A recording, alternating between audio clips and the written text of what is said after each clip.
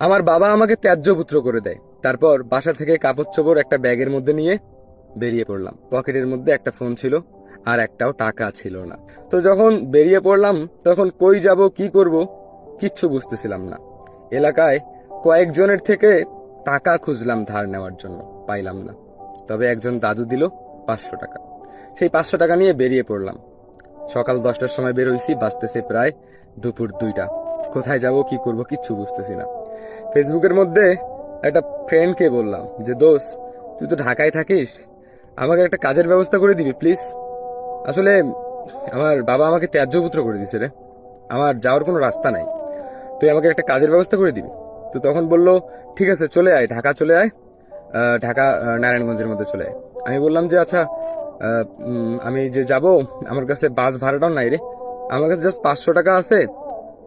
আমার খুব ক্ষুধাও লাগছে বুঝছিস, আমি মানে 60 টাকা কিছু খাইছি হোটেলের মধ্যে। তো বাসের টিকিট তো 700 টাকার মতো, তুই আমাকে কিছু টাকা দিবি। তো তখন বললো যে ঠিক আছে, আমার কাছে অত টাকা নাই, 200 টাকা আছে, আমি তোকে পাঠাচ্ছি, আর আমি চাকরিতে যাচ্ছি, তুই নারায়ণগঞ্জে এসে আমাকে কল দিস। এর আগে কল দিস না, ডিউটি থাকলে ফোন টোন ধরা যায় না আমার, এভাবে বললো।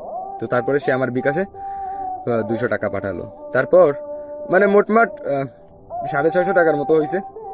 কোনো রকম করে বাসের টিকিটটা কেটে নিলাম। বললাম যে দেখুন, আমি আমি আসলে খুব প্রবলেমে পড়ে গেছি, আমাকে প্লিজ ঢাকায় নামিয়ে দিন। আমার কাছে শুধু এইটাই আছে, পকেট ফাঁকা, তাছাড়া কিচ্ছু নাই। আর আমার কাছে এই ফোনটা আছে, আপনারা চাইলে এই ফোনটা নিতে পারেন, বাট আমি ঢাকায় পৌঁছে দেন কোনোভাবে, আমি জাস্ট মানে একটা আশ্রয় চাই। অনেক রিকোয়েস্ট করার পর আমি বাসে উঠলাম, চলে গেলাম ঢাকা নারায়ণগঞ্জ। পৌঁছলাম সকাল 9টার সময়।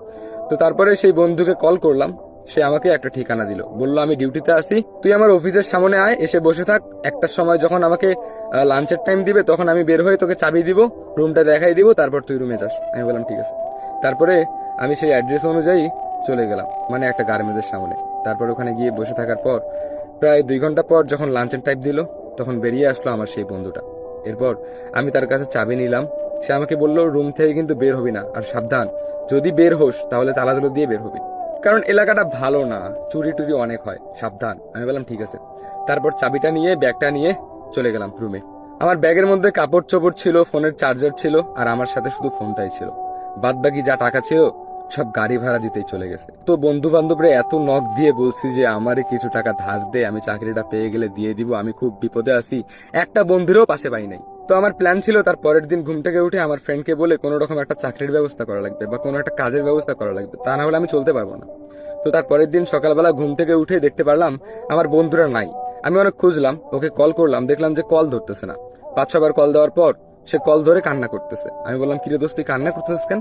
তখন সে বলল, আরে আমার বাবা মারা গেছে, আমি রাইতের বেলা তোরে আমি এত ডাকছি, তুই ঘুম থেকে উঠোস নাই, আমি তাড়াতাড়ি চলে আসছি, আমার বাবা মারা গেছে। এরপর আমি বললাম যে আরে তোর বাবা মারা গেছে, তুই আমাকে নিয়ে যাইতি, তুই আমাকে ছেড়ে গেলি কেন দোস্ত? তো তারপরে সে ফোন কেটে দিল, কারণ তার মাথায় আর এগুলো ঢুকতেছে না, কারণ তার বাবা মারা গেছে।